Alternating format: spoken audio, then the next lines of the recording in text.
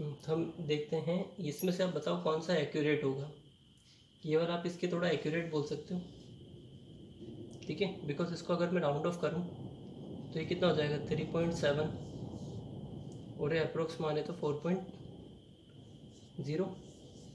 तो ये इसके अप्रोक्स, ये दोनों अपन बोल सकते हैं एक्यूरेट रीडिंग कौन सी हो सकती है, ये वाली एक्यूरेट रीडिंग हो सकती है इन तीनों में से, क्योंकि इसके लगभग अप्रोक्स आसपास ही आ रही है, ठीक है।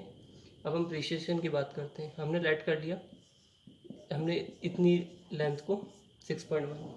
अब कोई फर्स्ट पर्सन था, उसने रीडिंग कितनी ली, ये सेंटीमीटर में ना, ठीक है।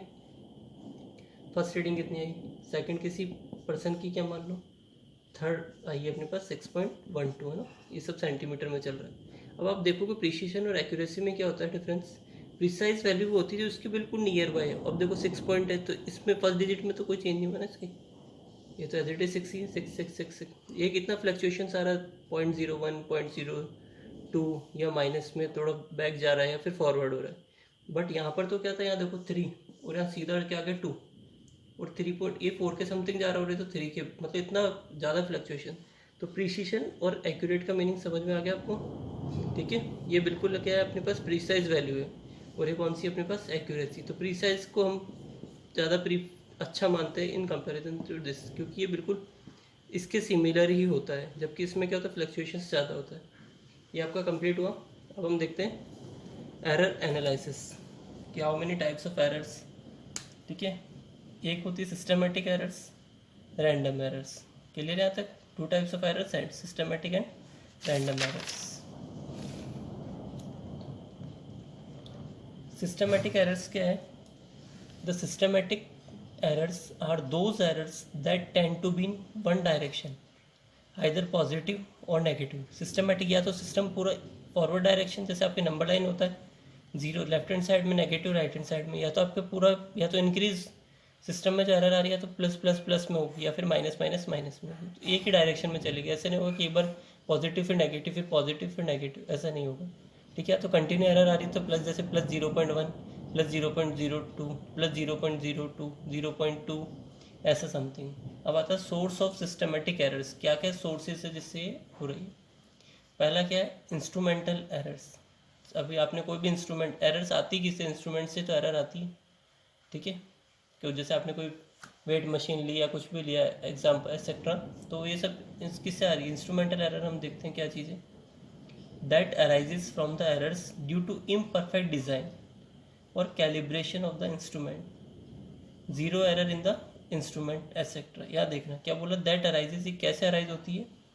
From the errors due to imperfect design. जैसे आपको सपोज करो स्ट्रेट कुछ बनाना था, लेकिन थोड़ा सा आते अपने क्या हुआ, टिल्ट हो गया लास्ट मोमेंट पे, या मिडिल से वो थोड़ा सा, जैसे आप हैंड से लाइन ड्रॉ करते हो तो बिल्कुल स्ट्रेट नहीं आती, तो इंस्ट्रूमेंट डिज़ाइन करने में थोड़ा बहुत उसके कैलिब्रेशन में हो गया। जैसे मान लो कोई प्लेट थी, उसको ऊपर लगाना तो अपने नीचे लगा दिया, या उसकी किसी वायर का एक्सचेंज हो गया हो, तो इम्परफेक्ट डिज़ाइन। और कैलिब्रेशन होता है अंदर का जो सर्किट पूरा बनेगा ना, उसमें अगर आपने कुछ मिस्टेक कर दी, जैसे किसी पॉइंट को, जैसे फर्स्ट टर्मिनल पे ऐड करना था आपने थर्ड पे ऐड करा, ठीक है, तो इस तरह से। और इम्परफेक्ट डिज़ाइन, उसकी डिज़ाइन में इम्परफेक्ट, जैसे मान लो आपको 5 kg का कुछ बॉक्स में उसको करना था, आपने 4 kg में कर लिया 4 पे, तो ये सब चीज़ें होती है। Zero error in the instrument, ठीक है। Zero error in the instrument का मतलब क्या हो गया? उसमें जो जीरो एरर मतलब आपकी 0 पॉइंट, जैसे आप कहीं भी जाते हो तो आप क्या बोलते हो, पहले इसको 0 पे इंस्ट्रूमेंट को सेट करो, तो zero error in the instrument. ऐसे एग्जांपल बताता हूँ मैं आपको पहले। The temperature graduation of the thermometer may be inadequately calibrated, ठीक है। क्या बोला? The temperature graduation of a thermometer may be inadequately calibrated. कैसे कैलिब्रेट करा गया? It may read 104 degree Celsius at the centigrade, नहीं Celsius, at the boiling point of water at STP, whereas it should read 100 degree Celsius, ठीक है। जो आपका instrument आपने लिया ना, वो क्या रीड करा 104, बट एक्चुअली में बॉइलिंग पॉइंट क्या होता है वाटर का? 100 डिग्री सेल्सियस, ठीक है, समझना इसको। और उसने क्या रीड करा 104 डिग्री सेल्सियस, ठीक है। STP है स्टैंडर्ड टेम्परेचर प्रेशर, इसको कई बार NTP बोला जाता है, नॉर्मल टेम्परेचर प्रेशर, ठीक है। STP आपकी केमिस्ट्री में भी बहुत यूज़ आएगा but whereas it should read 100 degree Celsius. ठीक है। इन अ वर्नियर, अब आपके आप जब आप प्रैक्टिकल करोगे एक वर्नियर कैलिपर्स आएगा, द जीरो मार्क और vernier scale may not coincide with the zero mark in the main scale. ठीक है, जैसे सिंपल आप जनरली मैं बता देता हूँ, आपने जैसे यहाँ देखिए, आप एग्जांपल से आपको क्लियर होगा।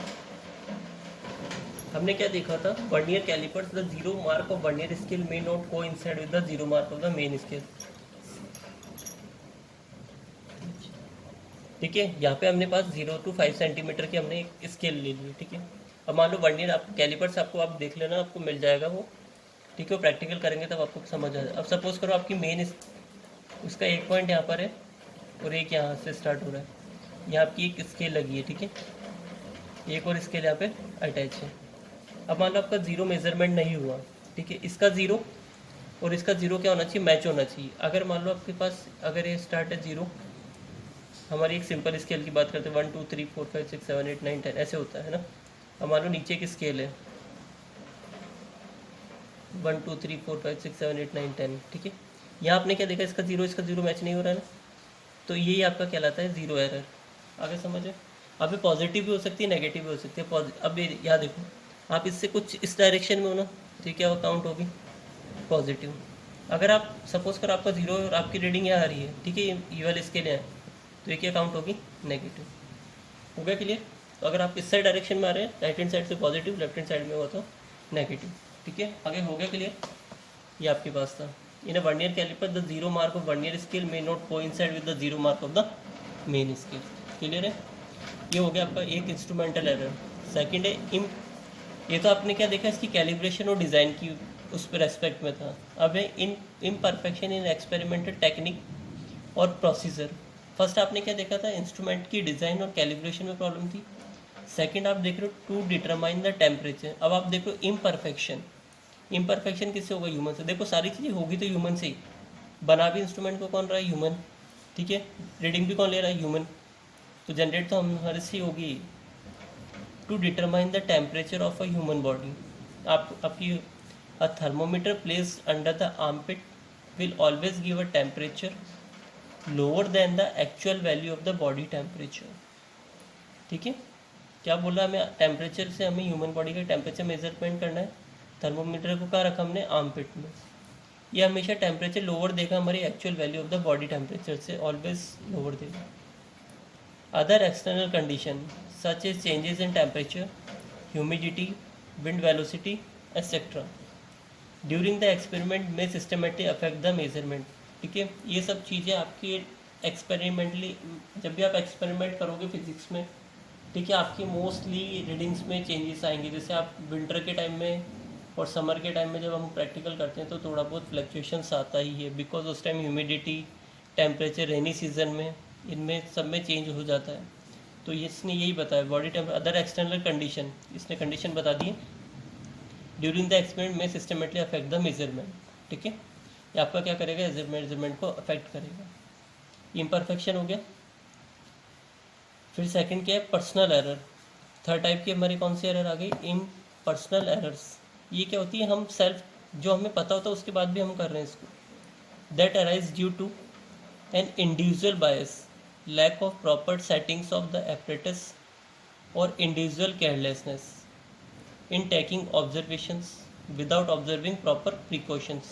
अब सुनना इसको क्या बोल, due to an individual bias, ठीक है, lack of proper setting of the apparatus। जहाँ आप सपोज करो apparatus को आपको किसी बॉक्स पे पुट करना था, ठीक है, जैसे मान लो apparatus को आपको इसके बिल्कुल सेंटर पॉइंट पे फिट करना है। अब किसी ने मान लो इस वाले पॉइंट पे फिट कर दिया, किसी ने यहाँ रख दिया, तो किसने क्या बोला, that arise due to an individual bias, lack of proper settings of the apparatus और इंडिविजुअल केयरलेसनेस, हमारी केयरलेसनेस की वजह से, in taking observations without observing proper precautions, हमने प्रिकॉशंस को ध्यान नहीं रखा। जैसे हमें बोला गया था कि आपको जब इसको करना है तो आपको पहले ऊपर से पूरा क्लीन करना है, ठीक है, इसको बिल्कुल, इस पर डस्ट नहीं होनी चाहिए, डस्ट पार्टिकल नहीं आना चाहिए, किसी भी तरह की कोई मतलब वाटर की ड्रॉपलेट्स नहीं होनी चाहिए, ये सब कंडीशंस हटानी है। ठीक है, ये सब पर्सनल एरर्स। सपोज करो आपको अब जब आप कभी व्हीकल्स वगैरह में पेट्रोल के टैंक या किसी की भी उसकी रीडिंग देखते हो, आप अगर सपोज करो बिल्कुल साइड से देख रहे हो तो कई बार आपको क्या लगता है, इस साइड इंक्रीज़ हो रखा है, कई बार ऐसे लगता है बहुत डाउन। जबकि आप बिल्कुल उसके टॉप पर आकर देखोगे ना तो आपको एक्चुअल रीडिंग दिखाई देगी। इन केस जैसे आप कभी डॉक्टर के पास गए होंगे तो डॉक्टर क्या करता है, बिल्कुल आपके आई कांटेक्ट होता है ना, आई कांटेक्ट जैसे आई के बिल्कुल जस्ट सामने आपके थर्मामीटर या किसी की भी रीडिंग लेता है वो, बिकॉज उसके सामने बिल्कुल हॉरिजॉन्टल लेवल पे लेता है। क्योंकि आप नीचे देखोगे, ऊपर देखोगे, थोड़ा साइड में, राइट साइड, लेफ्ट साइड, ठीक है, तो उससे आपकी थोड़ी सी रीडिंग में क्या होता है, चेंजेस आता है। एक सिंपल सा मैंने आपको गाड़ी का एग्जांपल दे दिया है, ठीक है, आप कभी भी रीडिंग देख लेना, की ऑन करना, आपके कभी पेट्रोल ज़्यादा फिल है तो आपको इस साइड दिखेगा कभी, बट एक्चुअल में जब आप उसके बिल्कुल टॉप पर जाके देखोगे मिरर के तो आपको ये रीडिंग बिल्कुल एग्जैक्ट दिखाई देगी।